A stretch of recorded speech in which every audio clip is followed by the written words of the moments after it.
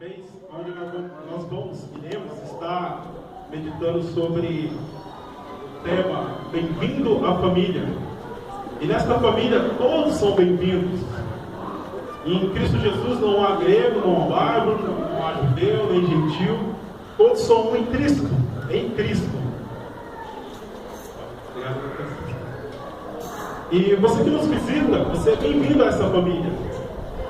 Agora vocês percebem alguma coisa que está diferente aqui, na nossa casa? O que está diferente na nossa casa? O chão, luzes. Tudo que a gente faz aqui é para melhor receber vocês. E o culto é para Deus. O culto é para Deus. Mas nós queremos que, ao você entrar aqui nesta casa, você se sinta, não na sua casa, mas na casa do Pai. Com esse sentimento de que a bondade de Deus está reinando aqui neste lugar, que a graça de Deus está reinando aqui neste lugar. E nessa casa, nessa família, você é bem-vindo. E é interessante quando a gente para pensar nessa questão de família. Esse tema, bem-vindo à família, todos são bem-vindos à família. E quando Deus planejou a família, nenhum bebê nasce fora de uma família. Você consegue lembrar quando você veio ao mundo? Acho que você vai seguir. No dia que você nasceu, você era um bebê. Mas os seus pais lembram. Você trouxe aquela alegria para sua família. Chegou o good. Lembra quando o Lucas meteu seu primeiro filho? O único, né? Ele falou, como que nós vamos contar a notícia para a nossa família? Entusiasmado, alegre, contente, né? O bebê ia chegar e ia compartilhar essa notícia, que o bebê estava chegando à família. E quando Deus planejou,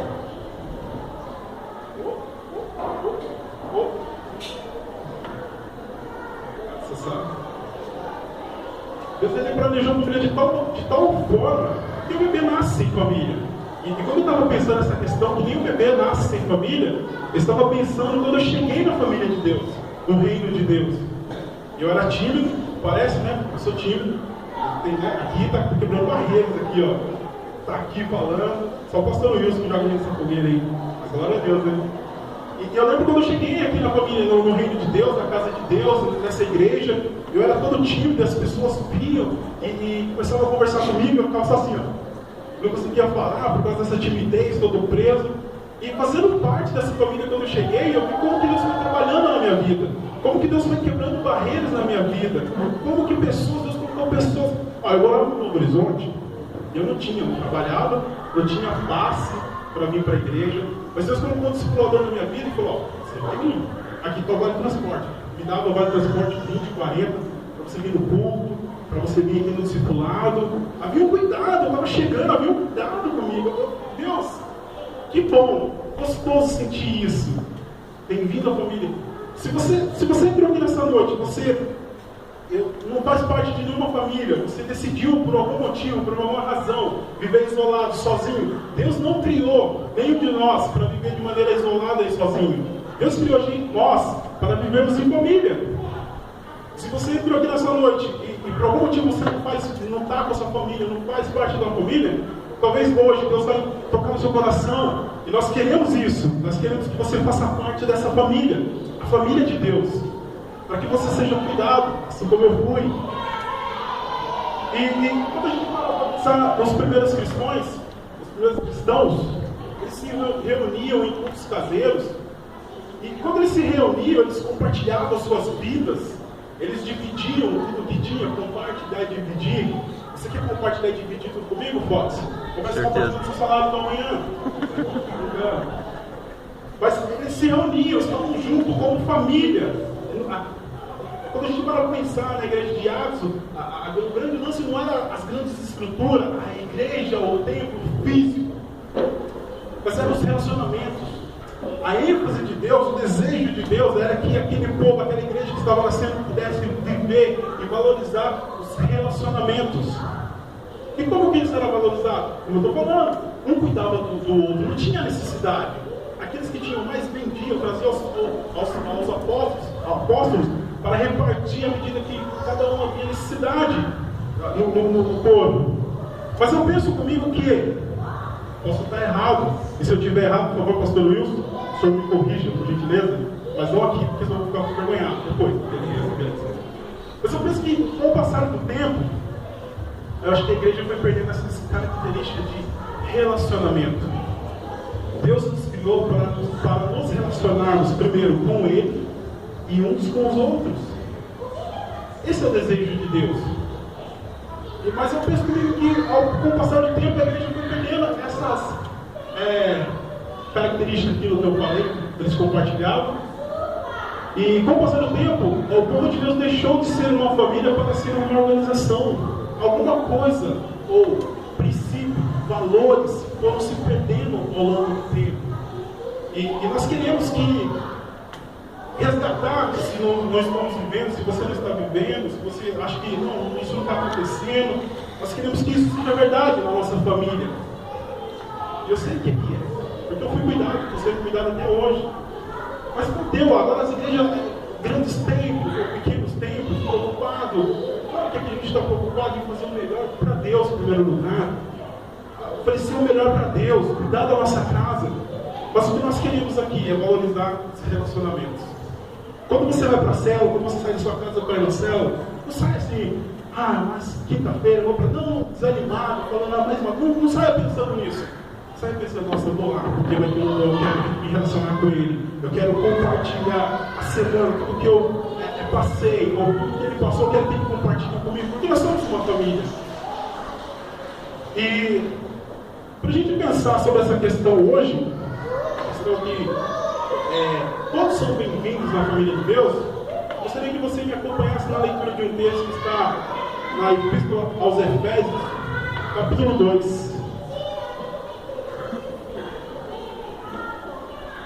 Se você não tiver a Bíblia, o texto vai estar sendo projetado, você pode estar nos acompanhando.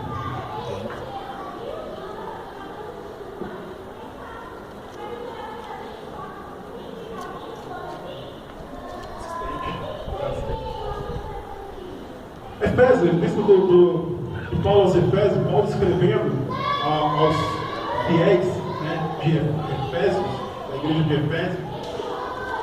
E no capítulo 2, o contexto começa dizendo assim: vocês estavam mortos em suas transgressões e pecados, nos quais costumavam viver, quando seguiam a presente ordem deste mundo, e o príncipe do poder do ar, o espírito que agora está atuando nos que vivem na desobediência. Anteriormente, todos nós vivíamos entre eles, satisfazendo a vontade da nossa carne, seguindo seus desejos e pensamentos. Como os outros, éramos, por natureza, merecedores da ira. Todavia, Deus, que é rico em misericórdia pelo grande amor com que nos amou, deu-nos vida com Cristo, quando ainda estávamos mortos em transgressões. Pela graça vocês são salvos. Deus nos ressuscitou com Cristo e com Ele nos fez assentar nos lugares celestiais em Cristo Jesus, para mostrar às eras que hão de vir a incomparável riqueza da sua graça, demonstrada em sua bondade para conosco em Cristo Jesus. Pois vocês são salvos pela graça, por meio da fé. E isto não vem de vocês, é dom de Deus, não por obras, para que ninguém se glorie, porque somos criação de Deus, realizada em Cristo Jesus, para fazermos boas obras, as quais Deus de antemão preparou para que as praticássemos. Versículo 11: portanto, lembre-se de que anteriormente vocês eram gentios por nascimento, e chamados em circuncisão pelos que se chamam circuncisão, feita no corpo, por mãos humanas, e que naquela época vocês estavam sem Cristo, separados da comunidade de Israel, sendo estrangeiros quanto às alianças da promessa, sem esperança e sem Deus no mundo. Mas agora, em Cristo Jesus, vocês que antes estavam longe, foram aproximados mediante o sangue de Cristo. Pois Ele é a nossa paz, o qual de ambos fez um e destruiu a barreira, o muro da inimizade, anulando em seu corpo a lei dos mandamentos expressa em ordenanças. O objetivo dele era criar em si mesmo, dos dois, um novo homem, fazendo a paz e reconciliar com Deus os dois em um corpo, por meio da cruz, pela qual ele destruiu a inimizade. Ele veio e anunciou a paz a você que estava longe e aos que estavam perto. Pois por meio dele, tanto nós como vocês temos acesso ao Pai, por um só Espírito.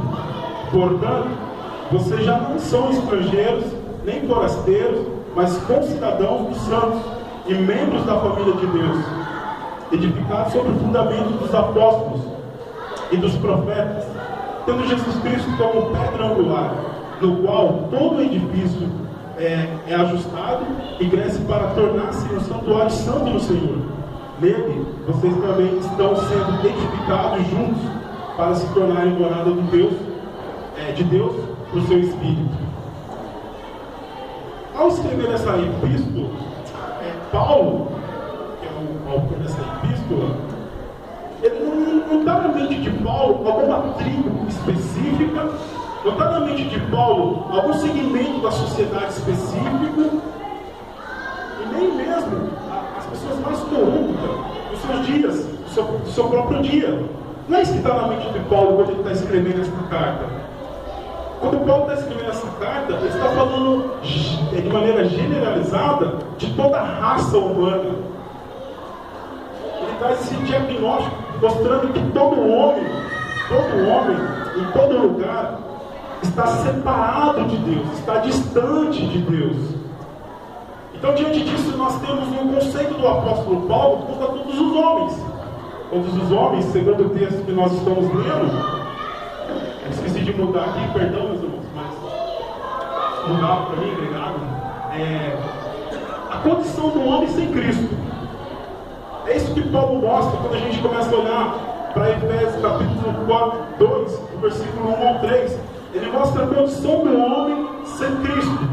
E isso, o homem no sentido generalizado, como estou falando, o homem aqui no Brasil, o homem no Japão, o homem na China, em qualquer lugar do mundo. O homem está separado de Deus. O homem está morto. Mas é interessante quando o Paulo começa a falar aqui, porque ele fala sempre do passado. Ele fala assim: vocês estavam mortos, costumavam viver, quando seguiam. Anteriormente, todos nós vivíamos entre eles. Ele sempre usando essa expressão de antes, estavam, no passado. Opa, perdão.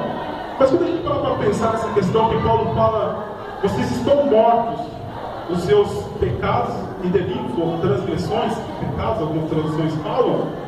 Aí você fala, não, mas eu não estou morto, eu estou aqui, ó. Você não está vendo meu corpo atlético? Né?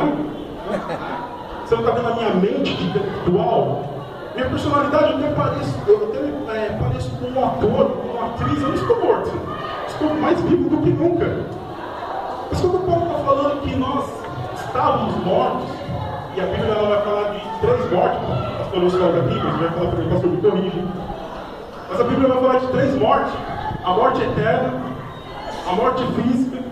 E quando Paulo está falando que nós estávamos mortos, Paulo está falando da morte espiritual, que o homem está separado de Deus. O homem tenta chegar até Deus por diversas formas, por diversos caminhos, de diversas maneiras, mas o homem está separado por uma parede que chama pecado. O homem tenta chegar até Deus, mas não consegue. Isaías, capítulo 59, versículo 1 e 2, diz assim: o ouvido de Deus não está tapado para que ele vos ouça, e nem o braço encolhido para que ele vos salve. Mas, versículo 2 do capítulo 59 de Isaías fala assim: mas os vossos pecados fazem separação entre vós e o vosso Deus. Então ele fala da condição espiritual. O homem ele não reage a Deus. O homem ele não consegue se levantar e se voltar. Ele tenta por diversos caminhos, diversas formas, mas ele não tem em si esse relacionamento porque está quebrado por causa do pecado. Então é isso que Paulo está falando, dessa morte espiritual. Costumavam viver, mas viver o quê? O que nós costumávamos viver? O texto fala que nas transgressões e pecado. Quando a gente para pensar que nós costumávamos viver nas transgressões e pecado, a carta do apóstolo João, ele fala assim que nós pecamos, mas não vivemos pecando. É diferente. Pecamos, mas Nós não vivemos pecando. Não pode ser vida, não pode ser sua prática habitual, aquilo que você faz todo dia. O cristão não pode ser assim.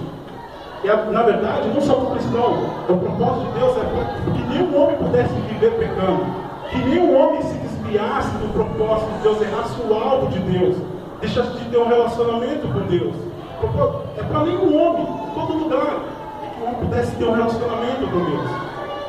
Mas fala que antes costumávamos a viver em pecados e transgressões. Quando seguiam o quê? E o texto nos dá a resposta. A presente ordem deste mundo e o príncipe do poder do ar, o espírito que está atuando nos que vivem na desobediência. E quando eu paro para pensar nessa questão, eu acho tremendo o que foi ministrado no corpo, que foi ministrado aqui hoje, pelas letras, a reflexão que traz de tudo aquilo que Cristo fez na cruz do Calvário. E a gente está pensando que a nossa condição sem Cristo, a condição do homem, em qualquer lugar sem Cristo, o homem está separado de Deus, o homem está morto. Mas o homem também, quando ele está longe de Deus, o homem está, como fala aqui, dominado por um sistema que não tem a ver com o sistema de Deus, dominado por valores que não tem a ver com os valores de Deus, é dominado pelo sistema deste mundo, pelas regras que regem este mundo. E fala também pelo príncipe do poder do ar, fala que o homem é escravo do mundo espiritual, pelo príncipe do poder do ar. E fala que ele está atuando naqueles que vivem na desobediência. O homem escravo, satisfazendo a sua própria vontade, satisfazendo a vontade do mundo, satisfazendo a vontade do próprio diabo, escravo. Então o homem não consegue olhar para Deus, o homem não consegue se voltar para Deus, porque ele está morto, porque ele está escravizado, ele está distante, separado de Deus. E o texto continua: anteriormente todos nós vivíamos entre eles. Entre eles quem? O texto fala: os que vivem na desobediência. Quando a gente fala assim, mas as pessoas que estão fora vivem na desobediência. Todo homem que coloca o seu eu como o Senhor da sua vida, ele começa a viver sua vida segundo a sua vontade, segundo o seu desejo, ele é o seu próprio Deus. Então Deus não está no centro do coração desse homem. Então esse homem, quando ele começa a viver segundo suas vontades, segundo os seus pensamentos, que o texto nos fala, ele está vivendo em desobediência. Se ele não cumpre, se ele não consegue ouvir Deus porque ele está morto, está separado, ele está vivendo em desobediência. E o texto continua: satisfazendo as vontades da nossa carne, seguindo os desejos e pensamentos. Então fala da condição do homem sem Cristo. O homem está separado, morto, distante. O homem está escravizado pelo sistema, pelo diabo, pela sua própria vontade de pensamento. O homem está dominado por isso, está escravo disso. E eu falo que quando a gente está dominado pela nossa vontade, quando a gente deixa o nosso eu reinar, isso é coisa boa. Vamos pensar na luta que Paulo teve, quando Paulo fala assim: o mal que eu não quero fazer, que Paulo já te entrega, já tinha conhecido Jesus Cristo. Paulo já estava andando com Jesus Cristo. E Paulo escreve: não, mano, o mal que eu não quero fazer, esse faço. E o bem que eu quero, esse eu não consigo fazer. Estou falando de alguém que entregou a vida para Cristo, enfrentando essa luta. Imagina pensando na sua vida, antes, quando você estava morto, separado, distante de Deus, satisfazendo os seus desejos e vontades, ou fazendo aquilo que agradava a Deus. É isso que Paulo está falando. É isso que Paulo está ensinando a quem ele está escrevendo, os destinatários, que são os santos, os fiéis de Efésios, e que cabe para nós nos dias de hoje. Mesmo Deus tendo falado para aquele povo, para aquela família, mas serve para nós hoje também, serve para as nossas vidas hoje também. E se parasse esse texto só aqui, nós estaremos lascados, ferrados. Eu sempre aconselho, quando eu olho para a condição do homem sem Cristo, eu falo assim: se você tiver oportunidade, mesmo por curiosidade, leia Romanos capítulo 1, 2 e 3. Você fala: Deus, coitado de mim. Você vai se enxergar à luz da palavra de Deus, a condição do homem quando ele rejeita, quando ele não quer Deus, quando ele não. eu vou adorar a criatura, eu vou fazer, eu vou seguir os meus pensamentos, eu vou seguir as minhas vontades. Se você tiver curiosidade de aprender, de ouvir, leia Romanos, capítulo 1, 2 e 3. Mas se esse texto não falar isso aqui, nós estaríamos lascados. Mas aí Paulo continua. A gente vê a posição do homem sem Cristo. Opa! Como os outros eram, pela natureza, merecedores da ira. Desculpa, eu esqueci desse detalhe aqui. Quando eu falo aqui, eu estava conversando com o pastor Wilson, e eu falo que às vezes, pastor, a gente dá duas palavras para uma pessoa, abre a nossa mente. Né? E quando fala que éramos merecedores da ira, aquilo que era para nós passar a sofrer, é tudo aquilo que a gente contou aqui hoje. Jesus, ele passou, a ira de Deus foi em Jesus Cristo, quando ele morreu na cruz. Então nós éramos merecedores da ira, merecíamos a ira sim, por causa do nosso pecado, por causa da nossa desobediência, por causa da nossa ingratidão. Mas Deus, ele pega Jesus Cristo, ele envia ao mundo para morrer por nós naquela cruz, para que hoje nós pudéssemos ter acesso até o Pai. O véu rasgou de cima para baixo. Toda ação parte de Deus. Toda ação parte de Deus. E se toda ação parte de Deus, e Deus está falando com a sua vida, eu acredito nisso, porque Deus fala de diversas formas. A Bíblia fala que Deus se revela de uma maneira natural através da criação. Deus está falando com a gente a todo tempo. Deus fala de uma maneira especial através da sua palavra, através de Jesus Cristo. E se Deus está falando com você, Deus está mexendo na sua vida, qual a sua reação? Qual a sua resposta que você vai dar para Ele nesta noite? Se toda ação parte de Deus, Deus desceu, Deus enviou, Deus amou, Deus agiu, qual a sua resposta? Qual a resposta? O que você vai falar aqui? Como você vai agir? Eu acredito que tem duas respostas só. Você pode falar, eu creio, eu aceito, eu entendo, não de maneira talvez completa, né? Mas eu estou começando, sabe, talvez você esteja aqui nessa noite, falando, nossa, estava cantando louvor, senti um negócio no meu coração, senti um negócio queimar no meu coração. O Espírito Santo está trabalhando nas nossas vidas. A gente não percebe, mas está trabalhando. Mas qual vai ser a sua reação diante de tudo aquilo que Cristo fez, diante da ação de Deus? Éramos merecedores, estávamos mortos, separados de Deus, escravizados e condenados. Em pouco tempo, vocês estavam sem Cristo, separados da comunidade de Israel, sendo estrangeiro contra a aliança da promessa, e sem esperança e sem Deus no mundo. Imagina, eu fiquei pensando quando eu li esse trecho, esse versículo, eu fiquei imaginando uma pessoa sem esperança. Sabe uma pessoa sem esperança, quando não tem jeito para nada nessa vida? E eu fico pensando que, quando o pastor estava ministrando a ceia aqui, falando assim, olha para aquilo que Cristo fez, a graça de Deus, isso tem que não deixar a gente para baixo, não pensar, estou desanimado, não aguento mais, esse negócio de igreja não é para mim. Desculpa, vou usar, pastor Wilson, vou usar.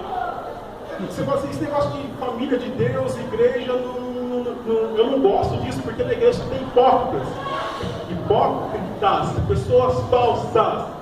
Eu não gosto desse negócio de família de Deus. Não tem problema, você pode até não gostar.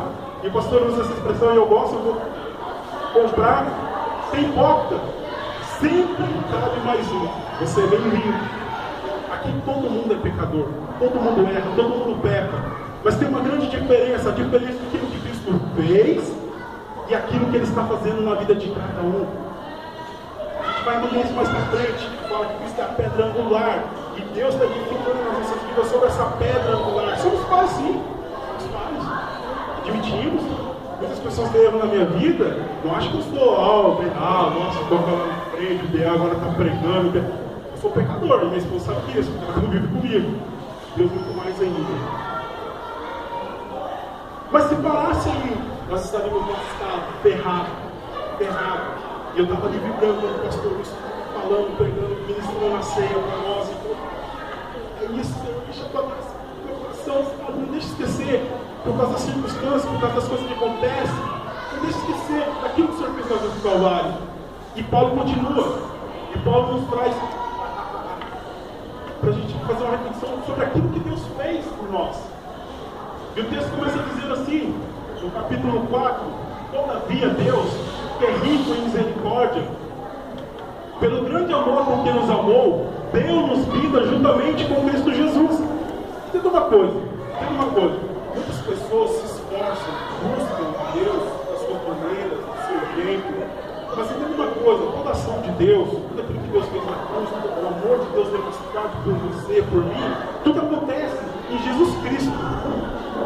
Você tem que levantar o seu olhar, você não pode ficar olhando para as circunstâncias da vida, pelo aquilo que te desanima, pelo aquilo que te deixa para baixo. Você tem que levantar o seu olhar e olhar para a cruz. Cristo é a pessoa mais importante. Cristo é aquele que faz toda a diferença em nossas vidas. Tudo acontece em Cristo. Nós estávamos mortos. O que Deus faz? O que Deus faz? Ressuscita. Não, o que Deus faz? Está todo mundo vivo aqui? Sim ou não? Dá vida. Deus dá vida. Nós estávamos mortos, Deus dá vida. Juntamente com Cristo Jesus. E quando fala de vida, é uma nova vida. Se alguém está em Cristo, nova criatura é. É uma nova perspectiva. É um novo horizonte. E continua o texto falando. Deus nos ressuscitou com Cristo. E com Ele nos fez assentar nos lugares celestiais em Cristo Jesus. Entenda isso.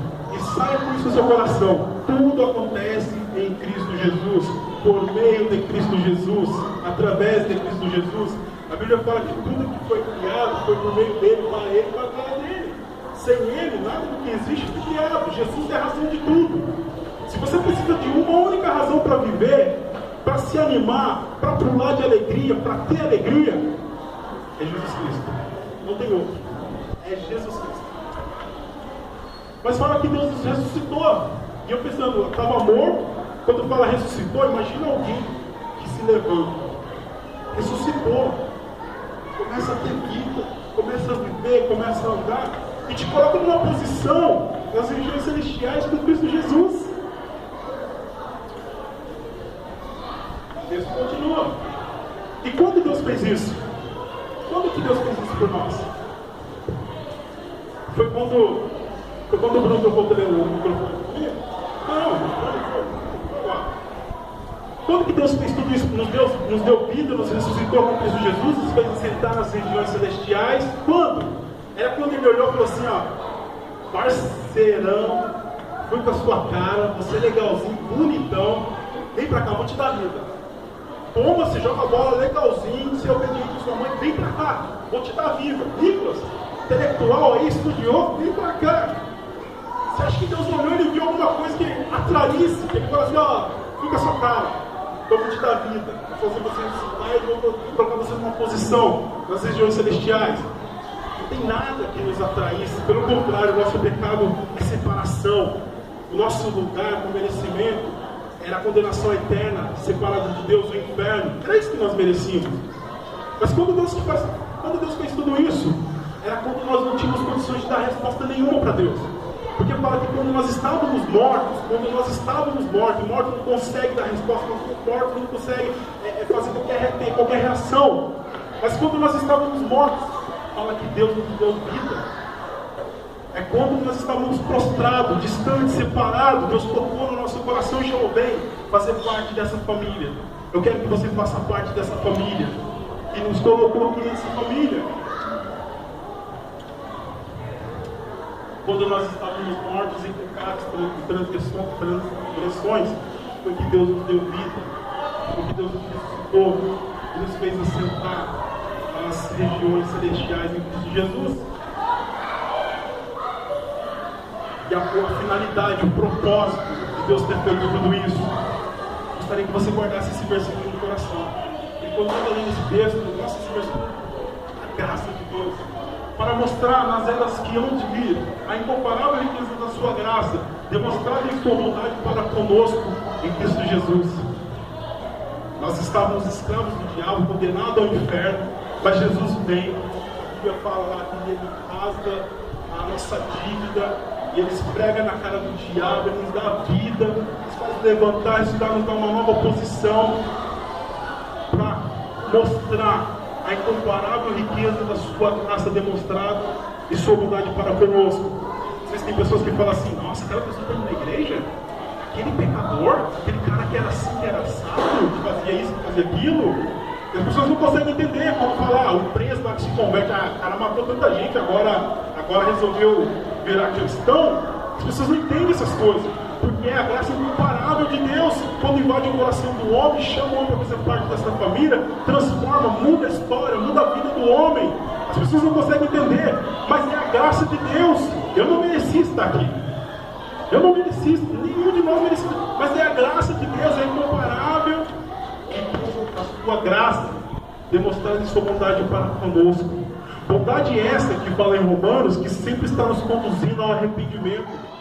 Não piscar de olhos, fulminar as nossas vidas, acabar com as nossas vidas. Não, Ele vai dar bondade, nos conduzindo ao arrependimento. Bondade que o mundo não consegue entender e que só entende aqueles que experimentam essa nova vida em Cristo Jesus. Deus fez por nós. Vocês são salvos pela graça. E Paulo está descrevendo ali a condição do homem sem Deus, o que Deus fez pelo homem em Cristo Jesus.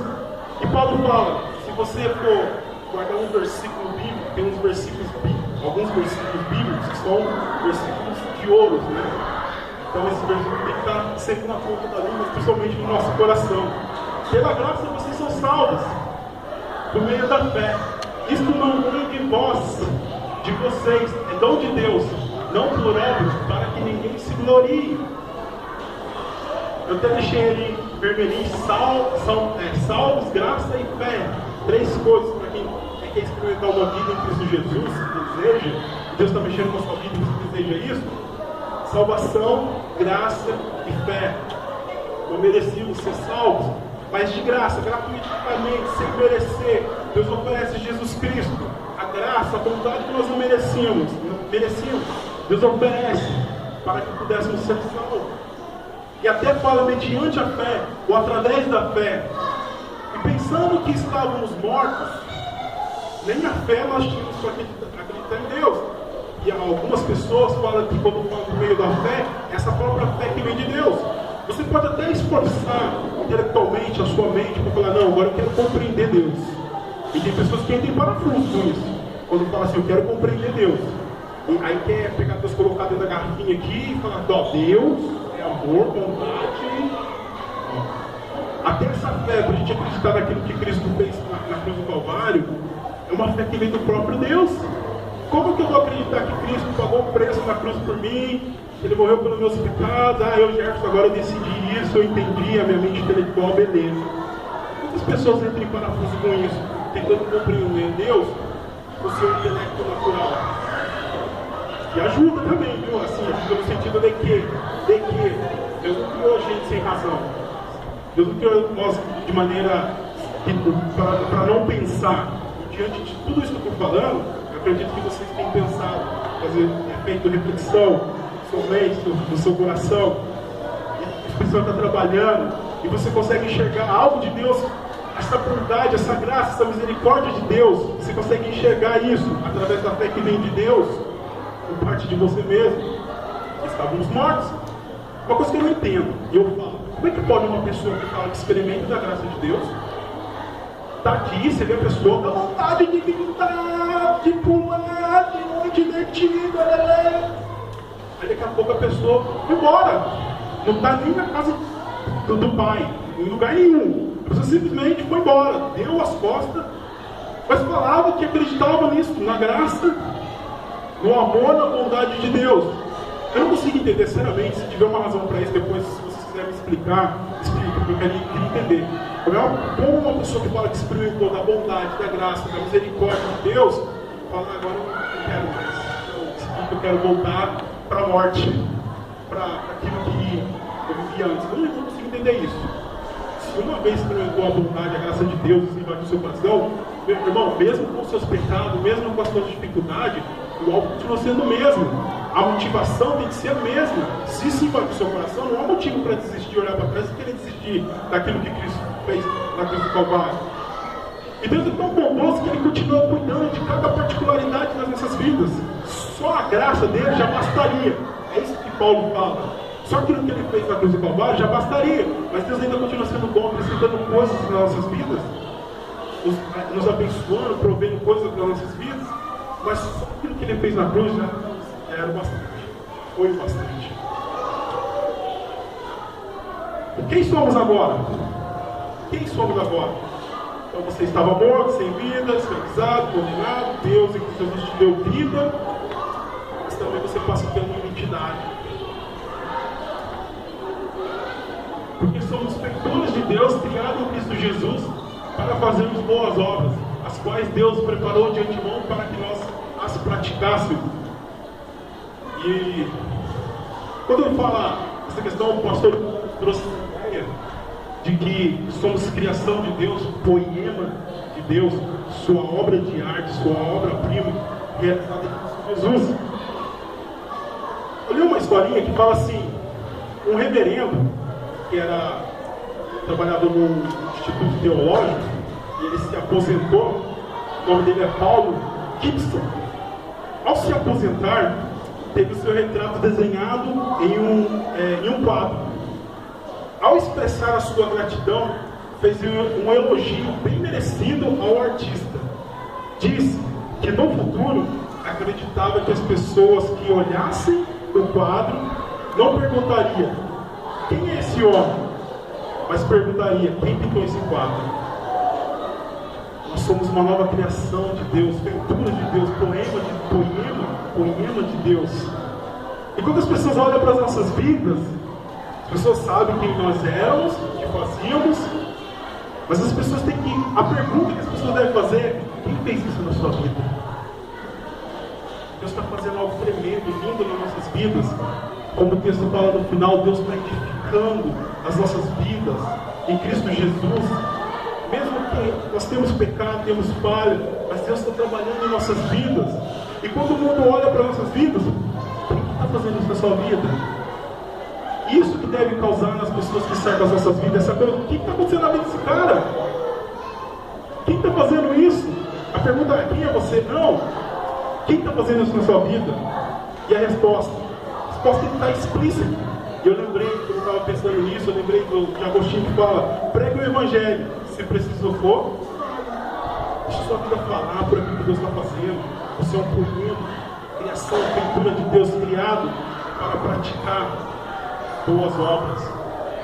Não somos salvos por causa de obras. Nós temos isso.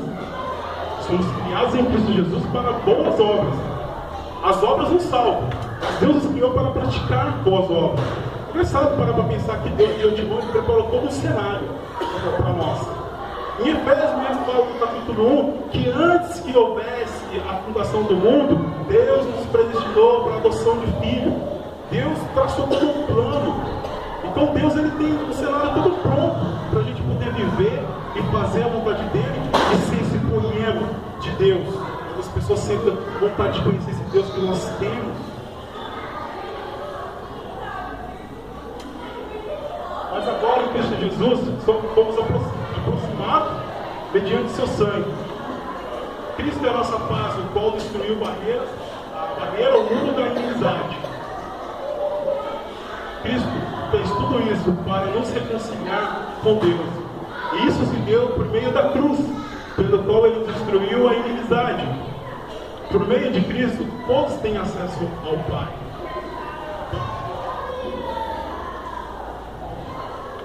Perceba toda a ação de Deus feita em Cristo Jesus. Seu sangue, sua cruz, sua morte, seu corpo rasgado. A Bíblia fala assim: entremos com ousadia no Santo dos Santos, pelo novo e vivo caminho, isto é, pela carne de Cristo que foi rasgada na cruz. Olha o que Jesus fez quando ele entregou a vida dele na cruz. Ele nos deu livre acesso ao Pai. Hoje nós podemos chegar à sala do trono onde o Pai está e nos prostrarmos e adorar e falar com Ele. Tudo isso, o caminho, tudo isso foi por meio de Jesus Cristo.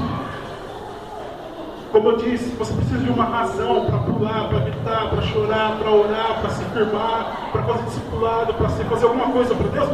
É Cristo. Não é a igreja, não somos nós, o homem. É Cristo.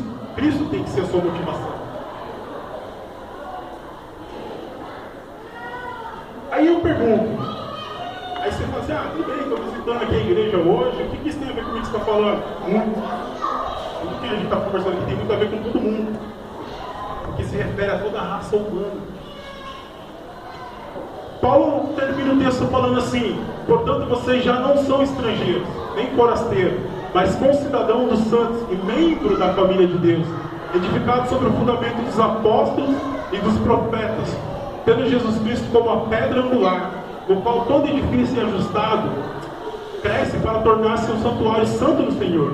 Nele, vocês também estão sendo juntamente edificados para se tornarem morada de Deus por seu Espírito.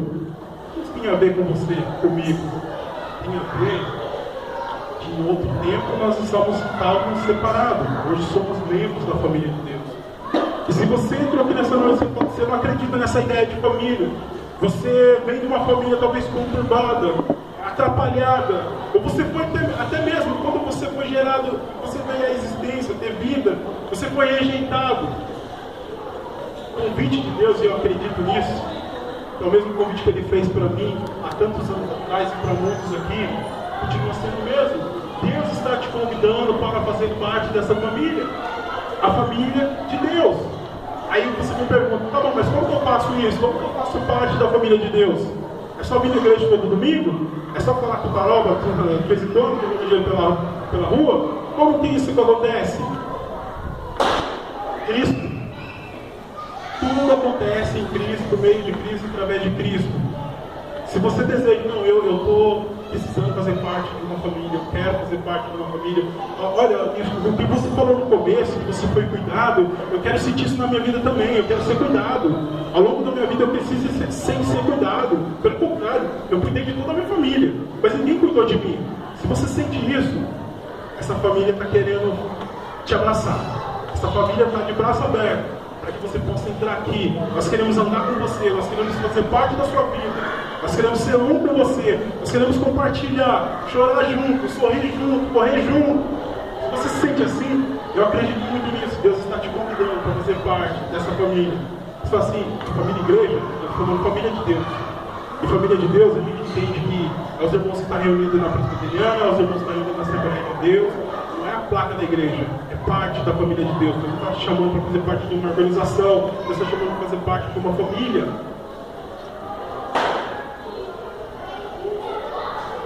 Se a finalidade de tudo aquilo que Deus fez por nós era mostrar a incomparável riqueza da sua graça, eu peço que a equipe esteja se posicionando com gentileza, era mostrar a incomparável riqueza da sua graça demonstrada em sua bondade para conosco no Cristo Jesus. Se a finalidade de Deus era isso, a pergunta que fica para a gente, de que maneira tenho testemunhado essa incomparável graça e bondade de Deus para comigo aos de fora? Como que as pessoas têm notado, como que as pessoas têm visto essa graça incomparável, essa bondade de Deus para comigo? Aqui nós entendemos como funciona, mas no dia a dia, na vida lá fora, como que isso acontece? Gostaria que você abaixasse sua cabeça e fechasse os seus olhos.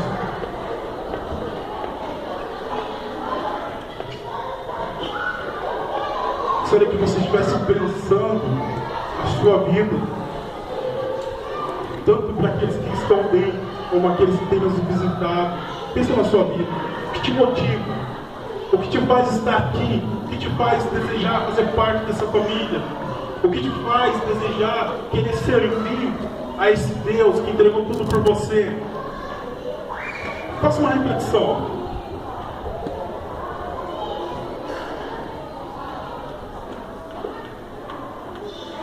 E eu gostaria que você ficasse em pé. Eu quero que no término desse culto, sabe, eu desejo que a graça de Deus possa invadir teu coração de tal maneira, de tal forma, essa bondade de Deus possa invadir o seu ser de tal forma, você talvez não consiga nem ter a presença de Deus. Quero deixar esse versículo que fala: todavia, Deus, que é rico em misericórdia, pelo grande amor com que nos amou, deu-nos vida em Cristo Jesus, quando ainda estávamos mortos em transgressões. Eu quero que, ao ministrar esse louvor que vamos ministrar agora, quero terminar esse culto. Gostaria que nós terminássemos esse culto com alegria. Com alegria. cantando, adorando, talvez pulando, talvez correndo, não sei. Você tem liberdade, mas eu gostaria que nós terminássemos com alegria. Diante de tudo aquilo que Cristo fez na cruz do Calvário. Ele nos fez ser parte da família de Deus, membros da família de Deus. Porque um dia nós tomamos a decisão de falar: eu acredito em Jesus, eu acredito que Ele é o Filho de Deus, eu acredito que Ele venceu a morte, eu acredito que Ele ressuscitou, eu acredito que Ele perdoou os meus pecados. Isso me faz sentir alegria, isso me faz sentir vontade de pular, isso me faz sentir vontade de orar, isso me faz sentir vontade de ler a palavra de Deus, de ter mais intimidade com Deus. Eu quero que você saia daqui com essa motivação, deixando a graça de Deus ser manifesta, e essa semana você possa ser um poema de Deus, mostrada, revelada para esse mundo, aquilo que Deus fez e está fazendo na sua vida.